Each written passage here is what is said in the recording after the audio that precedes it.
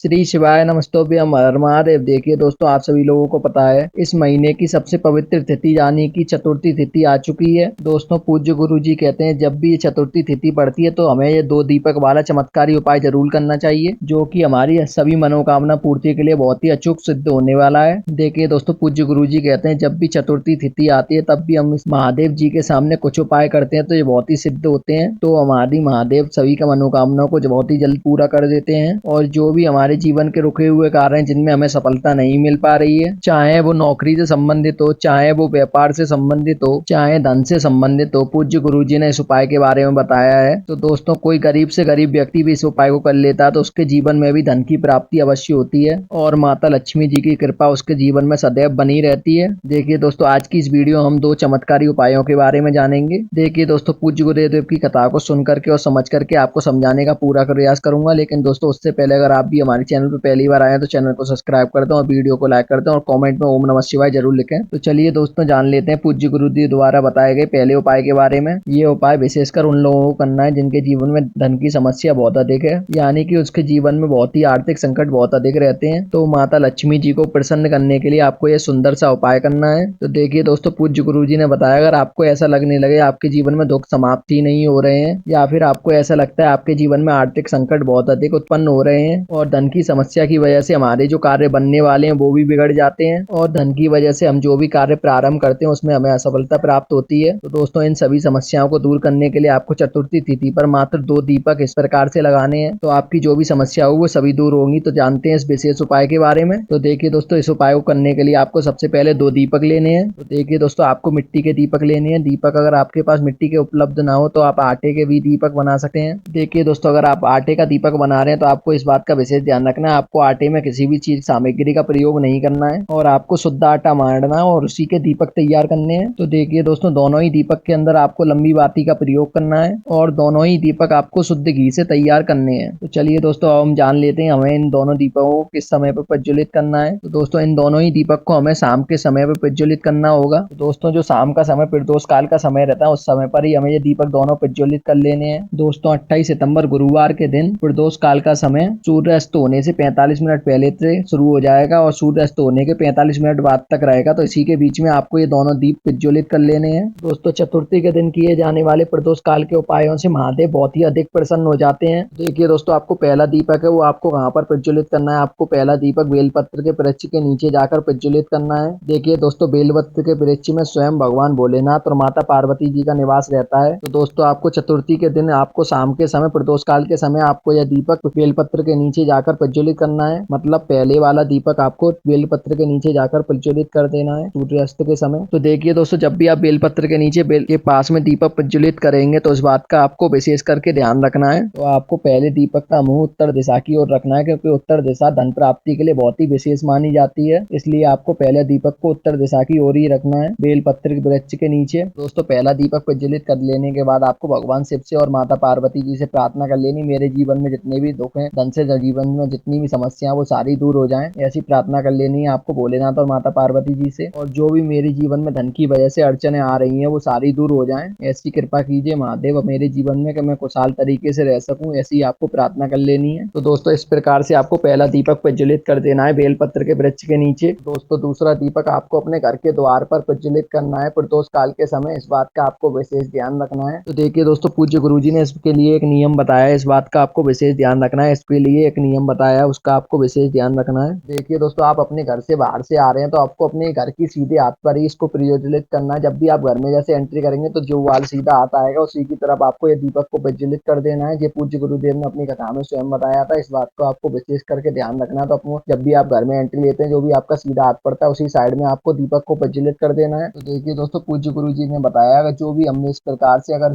एक दीपक को प्रज्वलित करते हैं अपने गेट के बाहर पर तो हमारे जीवन में कभी भी किसी भी बात की कमी नहीं रहती है और इससे हमारे जीवन में माता लक्ष्मी जी की कृपा बहुत ही जल्दी प्राप्त हो जाती है। माता लक्ष्मी जी हमारे घर में स्वयं आकर वास करने लगती है अगर हम एक दीपक इस समय अगर प्रज्वलित कर देते हैं तो, और हमारे जीवन में कभी भी धन धान्य की समस्या उत्पन्न नहीं होती है। तो दोस्तों, आपको इसी प्रकार से धन की समस्या को दूर करने के लिए पहला ये अचूक उपाय जरूर कर लेना है, जिससे कि आपके जीवन में कभी भी धन की संपदा की कमी ना आए और ऐश्वर्य की प्राप्ति हो आपको, इसलिए आपको ये पहला अचूक उपाय जरूर कर लेना। तो आइए दोस्तों, अब जानते हैं दूसरे चमत्कारी उपाय के बारे में। तो देखिए दोस्तों, इस उपाय के माध्यम से आपको व्यापार में तरक्की मिलेगी, आपको अपनी नौकरी में तरक्की मिलेगी और आपके जीवन में जितने भी संकट, कष्ट और बाधाएं उनसे सभी से आपको मुक्ति मिलेगी मात्र यह एक उपाय करने से। और अगर आपकी कोई बड़ी समय से, लंबी समय से मनोकामनाएं जो अभी तक परिपूर्ण नहीं हो पाई है, वो भी आपकी परिपूर्ण हो जाएगी। तो देखिए दोस्तों, इस उपाय को करने के लिए आपको मात्र 5 हरे मूंग के दाने लेना है और हरे मूंग के दाने आपको साबित लेना है, खंडित कहीं से नहीं होने चाहिए। इस बात का आपको विशेष करके ध्यान रखना है। और इसी के साथ में आपको अपने घर से तांबे के पात्र में शुद्ध जल ले लेना है। दोस्तों, इन दोनों सामग्री को आपको लेकर के पहुंच जाना है भगवान शिव जी के मंदिर में। देखिए दोस्तों, अब आपके पास जो 5 हरे मूंग है उसमें से आपको सबसे पहला हरा मूंग जो गणेश जी वाला स्थान होता है शिवलिंग पर, मतलब राइट हैंड में, वहां पर आपको पहला मुंह समर्पित कर देना है। और आपके पास दूसरा मुंह है वो उसको उठा लेना। उसको उठाने के बाद आपको जो कार्तिक जी वाला स्थान होता है वहां पर आपको दूसरा मुंह समर्पित कर देना है। और तीसरा हरा मुंह आपको माता शोक सुंदरी वाला जो स्थान होता है, जलाधारी से बीच में बहता हुआ जाता है, और वहां पर आपको ये तीसरा हरा मुंह समर्पित कर देना है। और चौथा हरा मुंह आपको माता शोक सुंदरी वाले के पास में जो माता पार्वती जी का स्थान होता है, यहाँ पर अष्टकमल हम लोग बोलते हैं, वहां पर आपको चौथा हरा मुंह समर्पित कर देना है। और 5वां शिवलिंग के ऊपर आपको समर्पित कर देना है। श्री शिवाय नमस्तुभ्यं इस मंत्र का जाप करते हुए 11 बार आपको जाप करना है इस मंत्र का। तो दोस्तों, मूंग समर्पित कर देने के बाद आप अपने घर से जो 1 लोटा जल का लेके आए थे उसको भी आपको भगवान शिव जी के शिवलिंग पर पूरा समर्पित कर दें। समर्पित करने का इस प्रकार से आपको समर्पित करना, पहले आपको थोड़ा सा जल गणेश जी वाले, महाराज जी वाले स्थान पर आपको समर्पित करना है। उसके बाद में आपको थोड़ा सा जल कार्तिक भगवान जी वाले स्थान पर समर्पित करना है। उसके बाद में आपको थोड़ा सा जल माता शोक सुंदरी वाले स्थान पर समर्पित करना है। और उसके बाद आपको थोड़ा सा जल माता पार्वती मतलब अष्टकमल वाले स्थान पर समर्पित करना है। और अष्टकमल पर समर्पित करने के बाद में आपको बचा हुआ शेष जल पूरा आपको भोले बाबा के ऊपर समर्पित कर देना है। और श्री शिवाय नमस्तुभ्यं इस मंत्र का जाप करते हुए। तो देखिए दोस्तों, जब भी आप शिवलिंग पर जल समर्पित करेंगे, भोले बाबा पे लास्ट बार जब जल समर्पित करेंगे, तो आपकी जो भी मनोकामना है उसको मन में ध्यान करते हुए, चाहे कोई व्यापार को लेकर समस्या हो, चाहे कोई विवाह को लेकर के समस्या हो, चाहे कोई नौकरी को लेकर के समस्या हो, चाहे कोई घर की कलेश को लेकर के समस्या हो, चाहे आपकी कोई सी भी समस्या हो, उसको स्मरण करते हुए आपको बचा हुआ शेष जल भोले बाबा के ऊपर समर्पित कर देना है। मतलब भोले बाबा की शिवलिंग पर बचा हुआ शेष जल आपको पूरा समर्पित कर देना है और अपनी जो भी मनोकामना भोले बाबा से बोल देनी है। तो दोस्तों, जो भी इस व्यक्ति इस उपाय को कर लेता है उसके जीवन में भोले बाबा की कृपा से कभी भी किसी भी बात की कमी नहीं रहती और उसके जीवन में हमेशा धन दान के भंडार भरे रहते हैं। उसके कभी भी नौकरी से लेकर कोई व्यापार से लेकर कभी भी कोई दिक्कत नहीं आती है। वो अपने जीवन में बहुत ही खुशहाल तरीके से रहता है और उसका परिवार भी बहुत ही अच्छी तरीके से, खुशहाल तरीके से अपना जीवन व्यतीत करता है। तो दोस्तों, ये दोनों उपायों को आप जरूर कीजिएगा इस चतुर्थी के दिन और आप देखेंगे आपके जीवन में कभी भी किसी भी बात की कमी नहीं रहेगी। भोला भंडारी आपकी